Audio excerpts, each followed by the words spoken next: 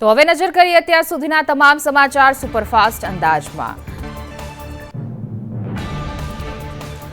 પાણી પુરવઠા મંત્રી કુંવરજી બાવળિયાની કેન્દ્રીય મંત્રી મનસુખ માંડવિયા સાથે મુલાકાત। ખેડ પંથકમાં નુકસાન થયેલા કામો શરૂ કરવા અંગે ચર્ચા કરી। પીએમજેવાય યોજનાની 12મી ગવર્નિંગ બોર્ડની બેઠક મળી। ગાંધીનગરમાં ઋષિકેશ પટેલની અધ્યક્ષતામાં બેઠક મળી। ફરિયાદોના ઝડપી નિકાલ માટે મંત્રીને સૂચના અપાઈ। માહિતી મેળવવા હેલ્પલાઇનનો ઉપયોગ વધ્યો છે। 3 મહિનામાં 10,000 જેટલા કોલ આવ્યા। ગવર્નિંગ બોડીની બેઠકમાં આરોગ્ય સચિવ, આરોગ્ય કમિશનર રહ્યા ઉપસ્થિત। ગાંધીનગરમાં આંદોલન કરી રહેલા વ્યાયામ શિક્ષકો સામે ગુનો। જાહેરનામા ભંગનો ગુનો નોંધી પોલીસે 10 ઉમેદવારો વિરુદ્ધ ગુનો નોંધ્યો। ગાંધીનગરમાં વ્યાયામ શિક્ષકોનો અનોખો વિરોધ। વ્યાયામ શિક્ષકોએ પીટીના દાવ કરતા હોય તેવા શિસ્તબદ્ધ ડિટેન થયા। 121ના તાલ સાથે ધરપકડ વોરી। રાજકોટ નાના મોવા મસાલા માર્કેટમાં આરોગ્ય વિભાગનું ચેકિંગ। મરચા, હળદર, અનાજના નમૂના લેવામાં આવ્યા। ફૂડ સેફ્ટી વાન સાથે મસાલાનું ટેસ્ટિંગ કરાયું। રાજકોટમાં ફૂડ વિભાગના ચેકિંગમાં મોટા પાયે અખાદ્ય જથ્થો મળી આવ્યો છે। મવડીના નીલકંઠ ઢોસામાંથી વાસી સાંભાર, મંચુરિયન સહિત 33 કિલો અખાદ્ય જથ્થો મળી આવ્યો। સાધુ વાસવાણી રોડ પર આસ્થા એન્ટરપ્રાઇઝમાં તપાસ કરવામાં આવી। ચેકિંગમાં 28 કિલોથી પણ વધુ વાસી પનીર મળી આવ્યું છે। તો મોરબી રોડ પર 19 ખાણીપીણી દુકાનોમાં ચેકિંગ કરાયું। વડોદરામાં દર્શનમ એન્ટિકા સોસાયટીમાં મચ્છરો અને ગંદકીથી સ્થાનિકો પરેશાન। સમસ્યા ન્યાય અને સમસ્યાના અંત માટેના બેનરો લાગ્યા। સ્થાનિકોએ આક્ષેપ કર્યા કે મચ્છરોએ ડંખ મારતા મહિલાનો હાથ સળ્યો। રૂપારેલ કાંસમાં ગટરનું પાણી છોડાઈ રહ્યું છે, જેથી મચ્છરોનો આતંક છે। સ્થાનિક તંત્રને અનેક વખત રજૂઆત કરાઈ છે। સમસ્યાનું નિરાકરણ ન આવે તો ઉગ્ર આંદોલનની ચીમકી પણ ઉચ્ચારી। સુરતમાં કલેક્ટરની અધ્યક્ષતામાં યુસીસીની બેઠક મળી, જેમાં અલગ અલગ સંગઠનોના પ્રતિનિધિઓએ મહત્વની ચર્ચા કરી। અભિપ્રાય અને મંતવ્ય તેમજ સૂચનો સાંભળવામાં આવ્યા। ગાંધીનગરમાં ઓર્ગેનિક ખાતર પર સંવાદ કાર્યક્રમમાં ઇફકોના ચેરમેન દિલીપ સંઘાણી હાજર રહ્યા। પહાડોમાં કેમિકલ વિના ખાતર બનાવ્યું, સંઘાણીનું નિવેદન। અમરેલીના ખાંભાના ગામડાઓમાં સિંહના આટાફેરાથી સ્થાનિકોમાં ભયનો માહોલ। રાયડી ગામની શેરીમાં 4 સિંહના આટાફેરા સીસીટીવી કેમેરામાં કેદ થયા। શિકારની શોધમાં ગ્રામ્ય વિસ્તાર સુધી ઘૂસી આવતા ગ્રામજનોમાં ફફડાટ। ડીસા ફેક્ટરી બ્લાસ્ટ કેસમાં તપાસનો ધમધમાટ। એસઆઈટીની રચના બાદ ટીમ ડીસા પહોંચી। સર્કિટ હાઉસ અધિકારીઓની બેઠક। સમગ્ર કેસની ઝીણવટભરી તપાસ કરાશે। ડીસાના ફટાકડા ફેક્ટરીમાં 21 નિર્દોષોનો ભોગ લેનાર ગોડાઉનના માલિકો સામે ફરિયાદ। આરોપી ખૂબચંદ અને દીપક મોહનાની સામે વિસ્ફોટ પદાર્થ અધિનિયમ અને બીએનએસ હેઠળ ફરિયાદ નોંધાઈ। ડીસા ગ્રામ્ય મામલતદાર વિપુલ બારોટ ફરિયાદી બન્યા છે। ડીસા તાલુકા પોલીસ મથકે નોંધાયેલી ફરિયાદમાં તપાસમાં જેના નામ ખુલે તેને આરોપી બનાવવાનો ઉલ્લેખ। ડીસાની ઘટના બાદ અરવલ્લીમાં તંત્ર જાગ્યું। ફટાકડા પરવાના ફાયર સેફટીને લઈ તપાસ।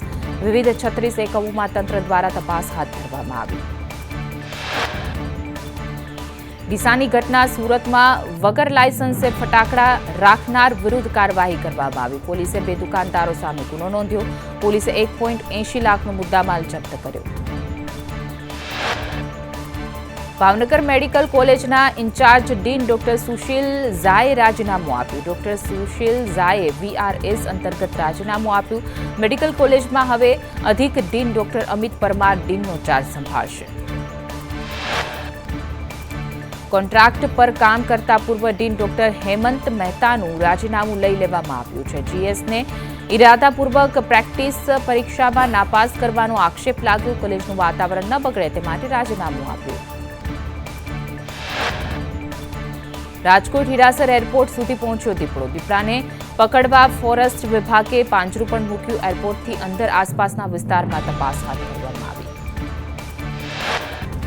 જામનગરના બેડેશ્વર વિસ્તારમાં બુલડોઝર ફરી વળ્યું. કુખ્યાત સાઈચા બંધુઓની ગેરકાયદે મિલકત પર બુલડોઝર ફેરવી દેવામાં આવ્યું. અન્ય માથાભારે તત્વોની મિલકતો પર તંત્રનું બુલડોઝર ફેરવી દેવાયું. અસામાજિક તત્વોના 5000 ચોરસ મીટરમાં બનેલા ગેરકાયદે 11 મકાન તોડી પાડવામાં આવ્યા. એસટીએમ અને એસપી સહિતના અધિકારીઓની હાજરીમાં કાર્યવાહી. સમગ્ર વિસ્તારમાં પોલીસના ધાડેધાડ ઉતારી દેવામાં આવ્યા.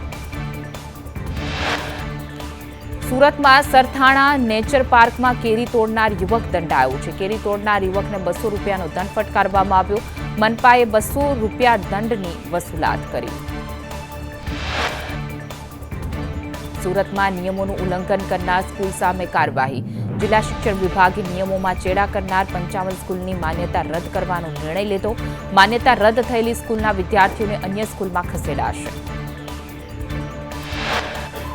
અલગ અલગ નિયમોના ઉલ્લંઘન બદલ કાર્યવાહી. Fire safety building utilisation certificate ન હોય તેવા નિયમોનું ઉલ્લંઘન કરતા કાર્યવાહી. રમતગમતના મેદાન અને યોગ્ય ઇન્ફ્રાસ્ટ્રક્ચરનો અભાવ હોવાથી કાર્યવાહી. ખેડાના રઢુ ગામમાં ખાણ ખનીજ વિભાગની કાર્યવાહી. વાત્રક નદી પરથી વહન કરતા ખનીજ માફિયાઓએ બનાવેલો ગેરકાયદે બ્રિજ તોડી પડાયો. ગેરકાયદે ખનીજ ચોરી કરવા બ્રિજ બનાવ્યો હતો. ખનીજ માફિયાઓએ નદીના વહેણને અવરોધી પાઇપથી બ્રિજ બનાવ્યો હતો. ખેડા મામલતદાર જે.કે. ખસિયાએ કહ્યું કે એસટીએમની સ્થળ વિઝિટ માટે સૂચના હતી. ગેરકાયદે પુલ કોણે બનાવ્યો તે અંગે હજુ માહિતી નથી મળી. કલેક્ટરે ગેરકાયદે બ્રિજ તોડવા આદેશ કર્યો. ખનીજ માફિયાઓ સામે કડક કાર્યવાહી થશે. ગામના સરપંચે કહ્યું કે ખનીજ માફિયા સામે કડક પગલાં લેવાય જોઈએ. તાલુકા સ્વાગત કાર્યક્રમમાં અરજી કરી હતી. સુરતમાં ડ્રેનેજના કાર્યપાલ ઇન્જિનિયર શોકોઝ નોટિસ ફટકારવામાં આવી છે. ડ્રેનેજ વિભાગના પ્રોજેક્ટમાં ભૈરવ દેસાઈને વહીવટમાં બેદરકારીના કિસ્સામાં 2 નોટિસ પાઠવી છે. તો સિટી ઇન્જિનિયર અક્ષર પંડ્યાને પણ ચાર્જશીટ અપાઈ. જૂનાગઢ માર્કેટિંગ યાર્ડમાં કેસર કેરીની આવક થઈ. શ્રી ગણેશ થયા છે. કેસર કેરીની 200 થી પણ 300 બોક્સ આવક થઈ છે. 10 કિલો કેસરનો ભાવ 1000 થી 1500 બોલાયો. સોમનાથમાં 5 એપ્રિલે 400 કલાકારોનો ભવ્ય સાંસ્કૃતિક કાર્યક્રમ. માધવપુરા લોકમેળાને લઈને સોમનાથમાં પ્રી ઇવેન્ટ કાર્યક્રમ. મંત્રી મુળુભાઈ બેરા ડાકોર પહોંચ્યા. મુળુભાઈ બેરાએ ડાકોર મંદિરમાં રણછોડરાયજીના દર્શન કર્યા. ઝઘડિયાની ખાનગી કંપનીમાં કર્મચારીઓની પગાર વધારાની માંગ. 300 થી પણ વધુ કર્મચારીઓ છેલ્લા 10 દિવસથી હડતાળ પર. કર્મચારીઓએ કલેક્ટરને રજૂઆત કરી. વડોદરાના રાવપુરામાં રખડતા શ્વાનોએ 15 દિવસમાં રોજના 4 લોકોને બચકા ભર્યા. રાહદારીઓ પાછળ કૂતરાઓ દોડતા અકસ્માત. તંત્રની બેદરકારીને લઈ લોકોમાં રોષ. અમદાવાદના વસ્ત્રાલમાં મોડી રાત્રે આગ લાગી. ઘરવખરીનો સામાન વેચતા બજારમાં આગ લાગી. પ્લાસ્ટિકના જથ્થાબંધ સ્ટોકમાં લાગેલી આગ પર કાબુ મેળવવામાં આવ્યો. અમદાવાદના ન્યૂ રાણીપમાં ખાનગી કંપનીએ બનાવેલ લેબર કોલોનીમાં આગ લાગી. 4 ફાયર ફાઈટરે આગ પર કાબુ મેળવ્યો. આગ બુઝાવવાની કામગીરીમાં ફાયરકર્મી ઘાયલ પણ થયો. વાપીમાં દુષ્કર્મ કેસમાં આરોપીને અંતિમ શ્વાસ સુધી આજીવન કેદની સજા. 70 વર્ષીય અસર અલીને પોસ્કો કેસમાં આજીવન કેદ થશે. 11 વર્ષની બાળકી પર નરાધમે આચર્યું હતું દુષ્કર્મ. વલસાડના સનાતન સંઘના ચેરમેન ઉપદેશ રાણાને બોમ્બથી ઉડાવી દેવાની ધમકી મળી. વોટ્સએપ કોલ મારફતે ISISએ આપી ધમકી. અજાણ્યા ઈસમ વિરુદ્ધ પોલીસમાં ફરિયાદ દાખલ. નવસારી સિવિલ હોસ્પિટલમાંથી કેદી ફરાર. છાતીમાં દુખાવો થતા સિવિલ હોસ્પિટલ લવાયો હતો. પોલીસ કર્મચારી લઘુશંકા કરવા ગયા તે વખતે કેદી ફરાર થઈ ગયો. સુરતના અલથાણામાં પીડિત પરિવારની કારમાં આગ લગાવવામાં આવી હતી. કિશોરીનું અપહરણ કરી દુષ્કર્મ આચરવામાં આવ્યું હતું. વિધર્મી આરોપીના મિત્રએ જ કારમાં આગ લગાવી હતી. આરોપી અબ્દુલ અંસારીની પોલીસે ધરપકડ કરી છે. પોલીસે ગુનો દાખલ કરી તપાસ હાથ ધરી. ગોંડલના રાજકુમાર જાટના મોત કેસમાં પોલીસે પંચનામામાં માત્ર 11 ઇજાઓ દર્શાવી. પ્રથમ પોસ્ટમોર્ટમમાં 17 ઈજા અને ફોરેન્સિક પોસ્ટમોર્ટમમાં 42 ઈજાના નિશાન મળ્યા હતા. એફએસએલ રિપોર્ટની જોવાતી રાહ. રાજકુમારના શરીર પર અલગ અલગ ઈજાઓના નિશાન પણ શંકાના ઘેરામાં છે. મૃતકના પરિવારજનોનો ગણેશ ગોંડલ પર હત્યાનો આરોપ લગાવી રહ્યા છે. રાજસ્થાનમાં પણ જાટ સમુદાયમાં રોષની લાગણી ફેલાઈ.